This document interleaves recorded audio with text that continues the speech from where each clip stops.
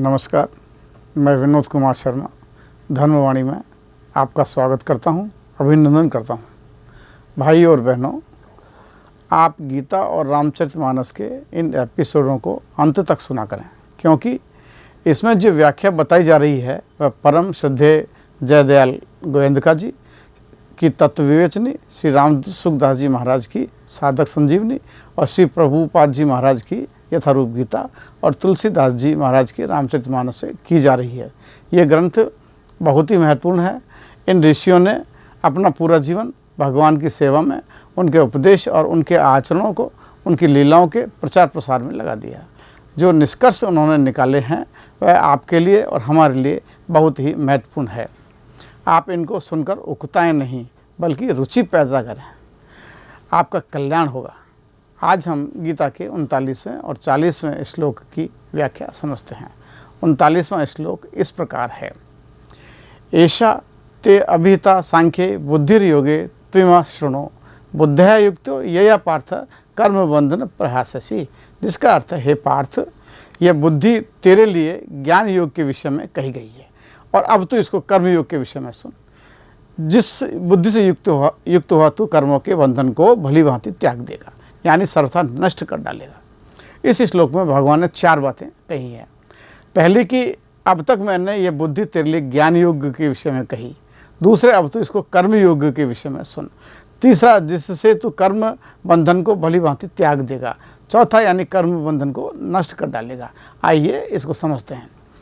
इस कथन में भगवान ने ये भाव दिखलाया है कि ज्ञान योग यानी कि आत्मा शरीर के बारे में अच्छी तरह से समझना, जिसका वर्णन श्लोक संख्या 11 से 30 तक किया गया है, यह ज्ञान योग था। ज्ञान योग में समभाव किस प्रकार पैदा होता है ये बताया गया है।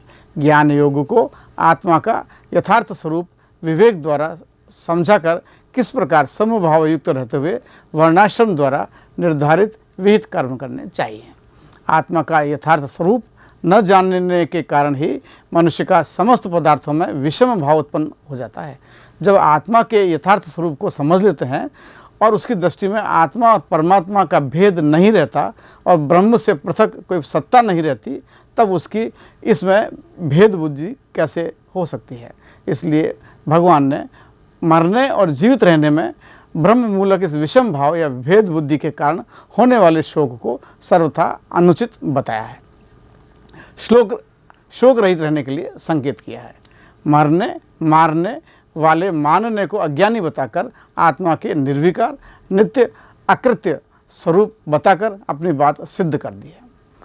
किसी भी तरह से आत्मा का नाश नहीं होता, यह जानना समभाव बुद्धि है तथा जीना और मरना यह विषम बुद्धि है।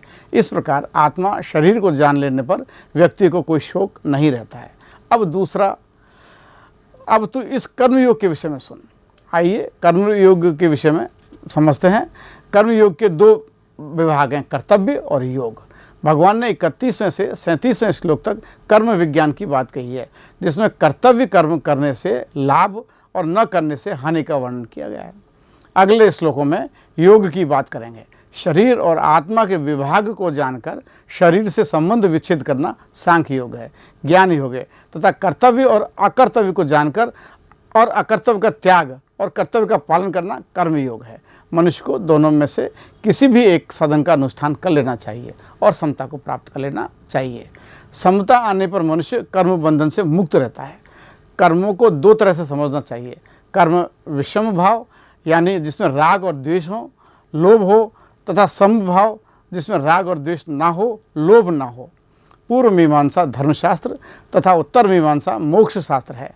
31 से 35वें श्लोक तक भगवान ने इन दोनों शास्त्रों को अच्छी तरह समझा दिया है। धर्म ही विहित कर्मों को करने को कहते हैं तथा उनको ना करना अधर्म है। इसी प्रकार अकर्तव्य को करना अधर्म है तथा उसे नहीं करना यही धर्म है। हम अगले श्लोकों में कर्म बंधन क्या है, जिससे आदमी बुरी तरह जकड़ जाता है और उसे शांति नहीं मिलती है। यदि वह समभाव से कर्म करेगा तो वह कर्म बंधन उसे नहीं बांधेंगे, वह स्वतंत्र रहेगा, परम शांति युक्त रहेगा। तीसरा, कर्म बंधन को भली भांति त्याग देना। अर्जुन के मन में युद्ध करने से पाप लगने की संभावना थी, परंतु भगवान ने के मत में कर्मों को विषम बुद्धि होने पर ही पाप लगता है, सम बुद्धि होने से पाप नहीं लगता है। इस संसार में पाप और पुण्य की अनेक क्रियाएं होती हैं, पर उनमें हमें पाप पुण्य नहीं लगते, क्योंकि उनमें हमारी बुद्धि सम रहती है, अर्थात उनमें हमारा कोई पक्षपात, आग्रह, राग, द्वेष नहीं रहते हैं। ऐसे में यह कर्म बंधनकारक नहीं है। चौथा भाव, तू कर्म बंधन को सर्वथा नष्ट कर देगा। यहाँ भगवान ने ये भाव बताया है कि जैसे कर्म करेंगे वैसे ही फल देगा भगवान। प्रत्येक कर्म में सकाम भाव होता है, उनमें राग, द्वेष, लोभ निहित रहता है। ऐसे कर्म में आदमी मोहवश, लोभवश, रागवश फंसा हुआ रहता है, वह उनसे निकल ही नहीं पाता है। यदि व्यक्ति समभाव से यानी लोभ से रहित, राग से रहित, द्वेष से रहित, छल कपट से रहित कर्म करेगा तो वह बंधन उसे बांध ही नहीं पाएंगे। इनसे वह न तो पाप में फंसेगा न पुण्य में फंसेगा, वह निर्विघ्न, शांत और परम शांत रहेगा। इस प्रकार उसके कर्म बंधन स्वतः ही कट जाएंगे। तो सभी साधकों से निवेदन है कि कर्म बंधन को अच्छी तरह समझें, आप परम शांति से जीवन जिएंगे। रामचरितमानस में तुलसीदास जी ने प्रभु श्री राम के बारे में कई जगहों पर बताया है कि वे समदर्शी थे। इसका एक उदाहरण हनुमान जी और राम जी के संवाद में भगवान श्री राम के मुख से कहलवाया गया है कि सुनो कपि जी मानस जनि ऊना, ते मम प्रिय लक्ष्मण ते दूना, समदर्शी कह सब को सेवक प्रिय अनन्य गति सो अनन्य जाके असी मति टरई न हनुमंत, मैं सेवक सचराचर रूप स्वामी भगवंत। जिसका अर्थ है कि कपि सुनो, मन में ग्लानि मत करना, तुम मुझे लक्ष्मण से भी दूने प्रिय हो।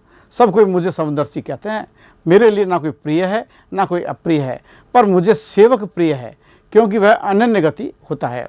मुझे छोड़कर उसको कोई दूसरा सहारा नहीं होता। और हनुमान अनन्य गति वही है जिसकी ऐसी बुद्धि कभी नहीं टलती कि मैं सेवक हूँ और इस चराचर जड़ चेतन स्वरूप मेरे स्वामी भगवान का स्वरूप है। इन चौपाइयों का कृपया गहनता से अध्ययन करें कि लक्ष्मण भगवान श्री राम के भाई थे। वे हनुमान जी की तुलना में ज़्यादा प्रिय होने चाहिए थे, लेकिन उन्होंने सेवक में और स्वामी में कोई अंतर नहीं किया, दोनों को समान दृष्टि से ही देखा। किंतु जो व्यक्ति भगवान को इस जगत के स्वरूप में देखता है उसको ज़्यादा महत्व दिया गया है। हनुमान अनन्य सेवक थे, इस कारण उनके मन में हनुमान का स्थान ज़्यादा बड़ा था। यह उनके समदर्शी होने का प्रमाण है, ठीक गीता के भाव के अनुसार। इसी प्रकार 40वां श्लोक इस प्रकार है, नेहा विक्रम नाशो अस्ति प्रतिभयो न विद्यते, स्वल्पमस्य धर्मस्य त्रायते महतो भयात। जिसका अर्थ है इस कर्म योग के आरंभ में अर्थात बीज का नाश नहीं है, उल्टा फलस्वरूप दोष भी नहीं है, बल्कि इस कर्म योग रूप धर्म का थोड़ा सा भी साधन जन्म मृत्यु रूप महान भय से रक्षा कर लेता है। यहाँ कर्म बंधन को समझना भी जरूरी है। गीता के अनुसार जन्म जन्मांतर में किए हुए शुभ और अशुभ कर्मों के संस्कारों से ये जीव बंधा हुआ है तथा इस मनुष्य शरीर में पुनः अहमता, ममता, आसक्ति, कामना से नए नए कर्म करके और भी अधिक जकड़ जाता है। यहाँ जीवात्मा को बार बार नाना प्रकार की योनियों में जन्म मृत्यु रूपी संसार चक्र में घूमने के लिए जन्म जन्मांतर में किए हुए शुभ अशुभ कर्मों के संचित संस्कार समुदाय का नाम कर्म बंधन है। इस श्लोक में 3 बातें मुख्यतः बताई गई हैं कि बीज का नाश नहीं होता, फलस्वरूप दोष भी नहीं है, बल्कि धर्म का थोड़ा सा भी साधन जन्म मृत्यु महान भय से रक्षा कर लेता है। गीता में जन्म मृत्यु के क्रम को महान भय दिखाया गया है। इसमें यह भाव बताया गया है कि यदि मनुष्य इस कर्मयोग के साधन का आरंभ करके उसके पूर्ण होने के पहले बीच में त्याग कर दे, तो जिस प्रकार किसी खेती करने वाले मनुष्य के खेत में बीज बोकर उसकी रक्षा न करने से या उसमें जल न सींचने से बीज नष्ट हो जाते हैं, उसी प्रकार कर्मयोग का आरंभ का नाश नहीं होता। ये संस्कार साधक के अंतकरण में स्थित हो जाते हैं, उल्टा फलस्वरूप दोष भी नहीं है। इसमें यह भाव दिखाया गया है कि जहाँ कामना युक्त कर्म होता है वहीं उसके अच्छे बुरे फल की संभावना होती है। सकाम भाव से देव, पितृ, मनुष्य आदि की सेवा में किसी कारणवश त्रुटि हो जाने पर उसके रुष्ट होने से साधक का अनिष्ट भी हो सकता है।